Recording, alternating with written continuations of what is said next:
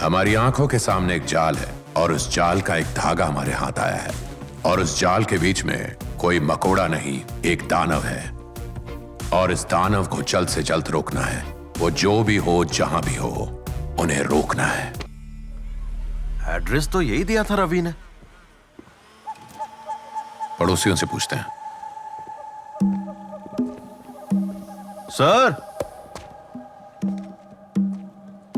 Sir यहां राजेंद्र रहता है?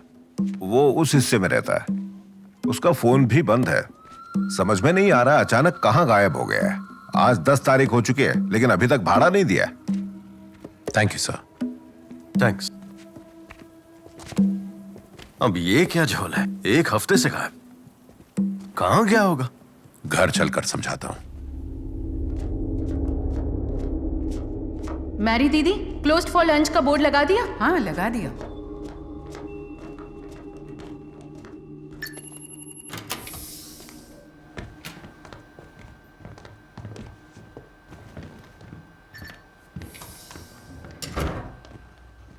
एक नई इंक्वायरी आई है, मैंने बेसिक मैचिंग कर ली है, अब तुम लोग बताओ। रेफरेंस जयराज। कौन जयराज? DIG। तुम नहीं जानती, पुराना कांटेक्ट है। ओह, ओके। पेमेंट आ गया? आ गया है, बिटकॉइन ट्रांसफर। टारगेट का नाम कनिका, उम्र 18 साल, लोकेशन गोविंदपुरी। ये प्रेग्नेंट है पर शादी नहीं हुई। क्या हुआ दीदी? कुछ नहीं। क्या मुझसे छुपाओगी? देखो ना, वो छोटी सी बच्ची तो है, ऊपर से प्रेग्नेंट है, इसलिए।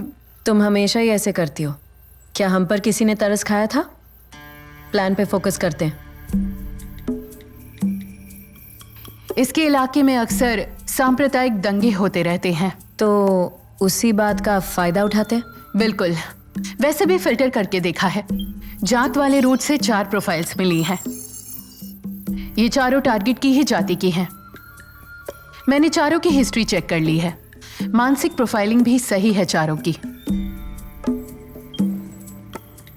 हमारी जाति की औरतों को माथे पे बिठा के रखना है, गंदी नाली के कीचड़ से बचाना है। हमारी औरत और जमीन को हाथ लगाओगे तो मारे जाओगे। हम हैं सबसे ऊपर, बाकी सब है हमारी जूती के नीचे। ये बात समझ लेना और सबको समझा देना। चारों ही परफेक्ट लगते हैं। सबसे सही कौन है कल तक बताऊंगी। परफेक्ट।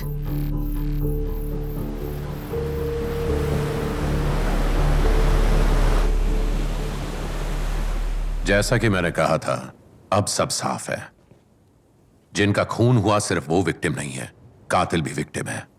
राजेंद्र के घर से निकलने के बाद मैं और अधिराज जेल तक गए थे, उन मुजरिमों से मिलने जो इस पैटर्न के मर्डर्स में गिरफ्तार हुए। उन सब ने मुझे जो जो बताया, उससे मेरे कई सारे शक यकीन में बदल गए। वो पैटर्न समझ में आया कि वो किस तरह इन लोगों को चुनते हैं। Psychological profiling.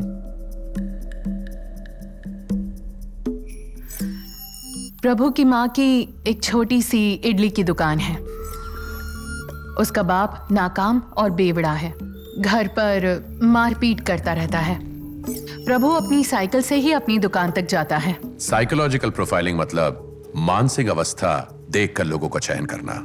मानसिक अवस्था कैसे? वो ऐसे लोगों को ढूंढते हैं जो धर्म, जात या कौम को लेकर कट्टरवादी हैं। आज ऐसे लोगों को ढूंढना मुश्किल नहीं है। ये आज से 10 या 15 साल पहले मुमकिन नहीं होता। तो फिर क्या बदला? Social media. एग्जैक्टली। हम कौन हैं, क्या सोच रहे हैं, क्या कर रहे हैं, हमारा मूड कैसा है, ये सब हम आखिर कहां बताते हैं? फेसबुक, ट्विटर, इंस्टाग्राम, टिकटॉक, यानी कि सोशल मीडिया प्लेटफॉर्म्स पर। यह है प्रभु की फेसबुक प्रोफाइल। उसे किसी लड़की से प्यार था और हर जगह उसका पीछा करता रहता था। लड़की ने कंप्लेन फाइल कर दी तो हलचल मच गई। 2 महीने पहले उसने सुसाइड करने की कोशिश की।